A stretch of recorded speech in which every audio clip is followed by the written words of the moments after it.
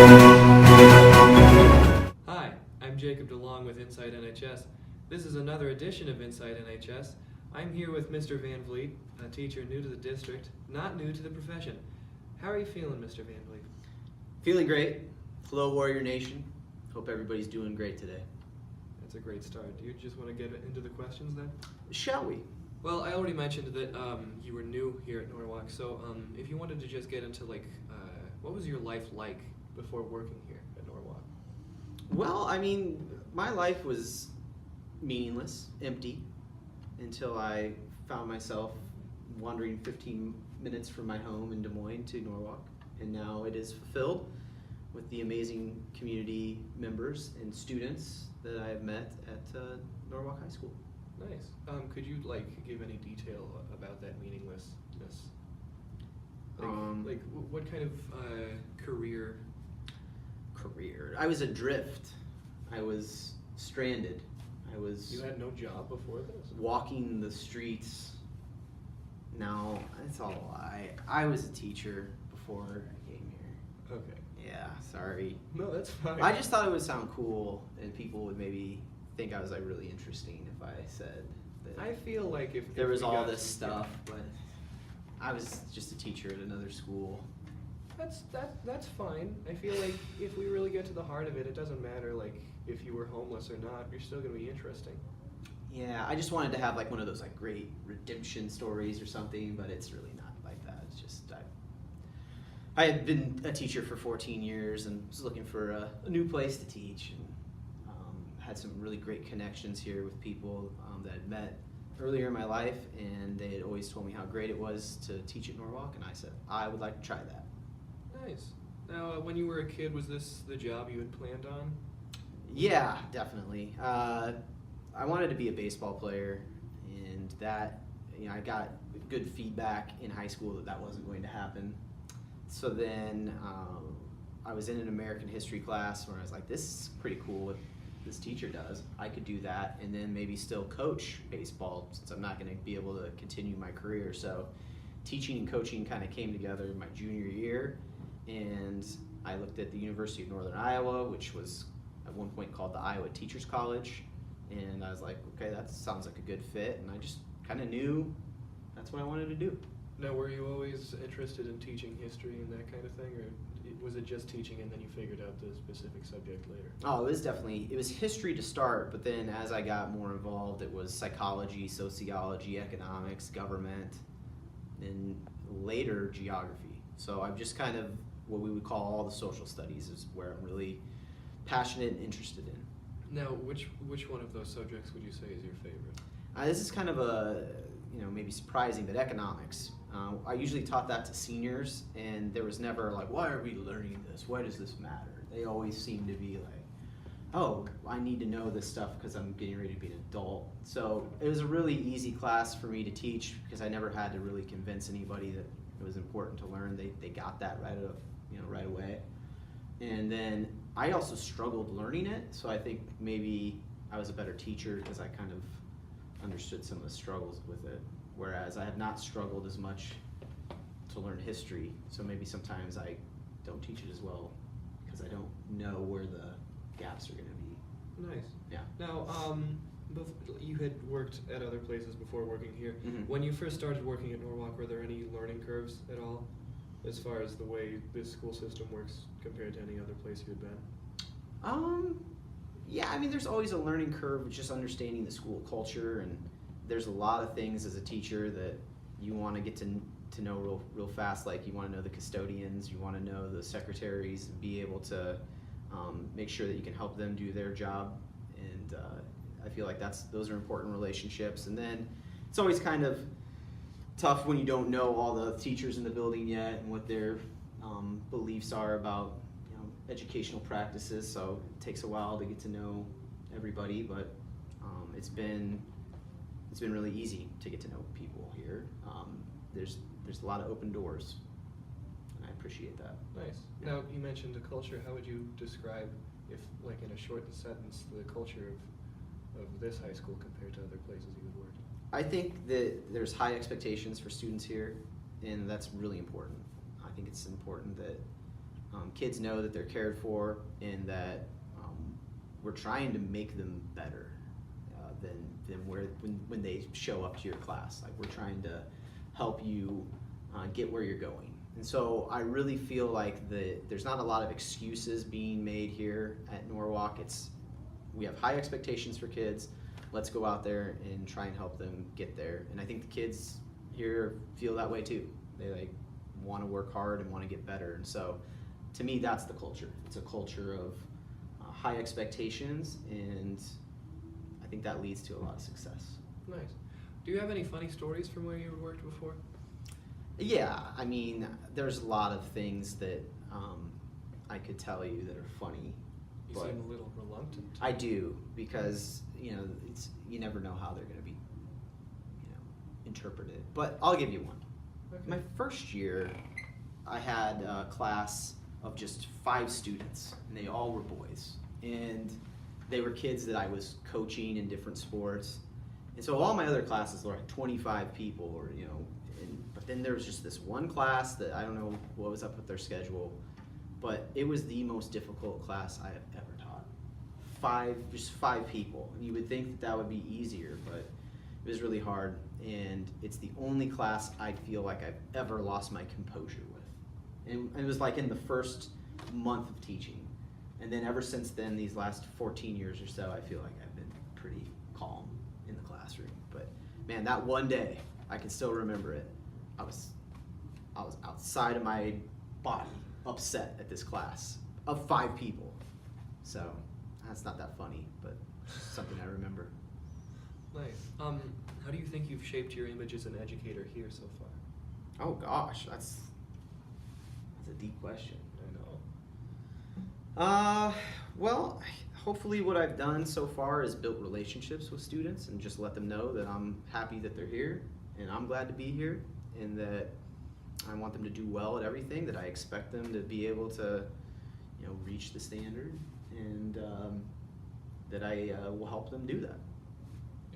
How do you think that you've accomplished shaping that image so far, or is there any more you would like to as the years go by working here? Every day. Got to work on it every day. It's just, that's it's kind of my philosophy, to be honest with you, is each day you got to show up to work, and you just put in the work that day. You don't need to worry about the future so much. You don't need to, worry about the past. You're here right now, do your job, and if you continue to do that every single day, you will eventually get better at things. It's when we start worrying about the future, oh, I didn't do this well, and now I don't have confidence in myself. I think if you can just show up and do the work, that's part of it. That makes sense? Yeah, that makes sense. Well, you seem to have a certain view of the future, so the next question I'm a little worried about, but I'm sure it'll be interesting. What are your plans for how you'll spend retirement? Oh, wow. I think that I would like to move somewhere warm, especially after this winter. And I would probably still be in a school as maybe an aide or associate, or somebody who just helps teachers out. I think that'd be a good job in retirement and would keep me hanging out at schools. Nice. Yeah. Who's your favorite student so far, and why? Travis McCombs. And I don't really think, I think people who know Travis know I don't need to give any explanation. And he's my favorite student of all time. Yeah. Well, who is your least favorite student so far, and why? My least favorite student so far, and why? I haven't met my least favorite student yet. Do you have an idea of who it might be? Like, if you're still waiting to make a decision on that, do you have any candidates for that position? No, I mean, they just have not shown up in my life yet. Yeah, that sounds positive. How does your work here affect life at home? Oh, good balance. I mean, I have 2 children, 8 and 6, and so I'm in the same rhythm as they are when it comes to going to school each day, and so hopefully that sets a good example for them. And there's a lot of symmetry in between my life and their life, and then when coaching comes around, they also can see sometimes that I'm not around as much as they maybe would like, but then when I am there, hopefully I'm doing a good job and being positive and supportive and doing all that good father stuff. Now, do you prefer coaching or teaching? I like them both, but I mean, really, I think coaching was my entry into teaching, and it helped me my first few years as a teacher, having coached. So I started coaching when I was 19, like right out of high school. The next year, I was the assistant baseball coach of my former team, and so by the time I was teaching, I had already had 5 years of coaching experience, and I feel like that really helped me relate to students and also just kind of know what it is that you need to do to get people motivated to do something maybe they're not sure they want to do. What's your favorite memory of coaching? Gosh, that's a good question. I had, 1 year we had a kid I was coaching baseball, and he was chasing the all-time home run record at our school. And we kind of had some fun little rituals before games where there's a game called soft toss. Any baseball players out there might know about it, but I'd sit behind a screen so that I couldn't get hit by the ball, but I'd only be about 5 feet away from him and just throw as hard as I could these like tennis balls, and we would go do this drill any place we went, and people would thought it looked really weird, but it was all about his hand-eye coordination and his timing, and he ended up breaking our home run record, and I just felt like I was a small part of it. It's one of my favorite coaching memories. Nice. Yeah. Well, now I feel like since I've gotten through those questions, it's time to move on. Those were real serious. They Yeah. were very, I didn't Yeah. expect it. There's some serious questions in the lightning round, just a different kind of serious. Wow. So, do you feel prepared? No, not Is there really. any ritual you would have to go through to get there? I'm just gonna have to wing it. I think I just have to ride the wave where it takes me. Okay, well, the first question isn't so much of a question, it's just asking you to demonstrate something for me. Now, Sure. I've seen it myself in the class I have with you. Okay. And I'm not sure that the audience watching at home might have seen it, but Okay. I know not just with teaching history, but you also have an affinity for art and drawing things. Okay. And I noticed that there's markers back here. Yes. So if you could just some sort of Bob Ross-esque draw, maybe, I don't know, some sort of cartoon character, maybe Mickey Mouse. If you could draw Mickey Mouse for us. Just a little bit. Okay,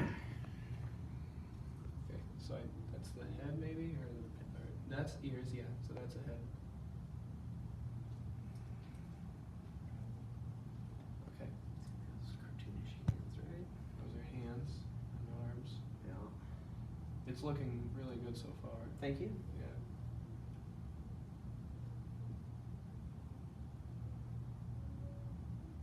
This is where I feel like I'm gonna fall apart a little bit.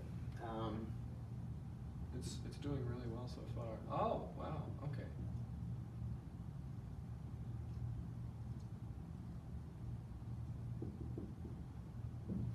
Nice. Okay. Now, how long do you think that will stay on the whiteboard? As soon as this is over, I will be erasing it. Oh. Yeah. Why is that? I would be proud of that. Well, it takes up valuable real estate. I might need to write something up here later. Okay. Yeah. Well, past that, who's your favorite historical figure since you are a history teacher? I don't really have one. That's kind of a bummer, but I don't. We're learning a lot about JFK right now in class. That's pretty cool to learn about his presidency and debate, how great of a president he was. So Yeah. I'm enjoying that right now. That sounds fun. Yeah. I mean, there's a lot of people who have like favorite historical figures. Do you think there's any overrated historical figures as far as? Yeah, JFK very well could be overrated. That's what we're trying to figure out in my class right now. Is do we think he was a good president or not based on that small body of evidence? So. Okay, so he's your favorite, but he's also the most. Well, I overrated. said he's what I'm Yeah. interested in right now. Now you're Okay, putting yeah. you're putting words in my I'm mouth.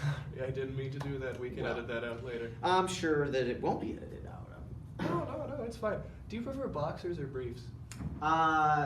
So, when I read a brief, it really helps me understand things in a concise manner. But I've grown up with a lot of boxers, and one of my friends was a Golden Gloves boxer, so he was able to then get into the professional ranks, and it was fun having him around. because then we would definitely win like any sort of argument, because like this guy's a Golden Gloves boxer, so you Nice. really want to continue this discussion. So yeah, briefs are helpful to like get the idea down, but I like boxers better.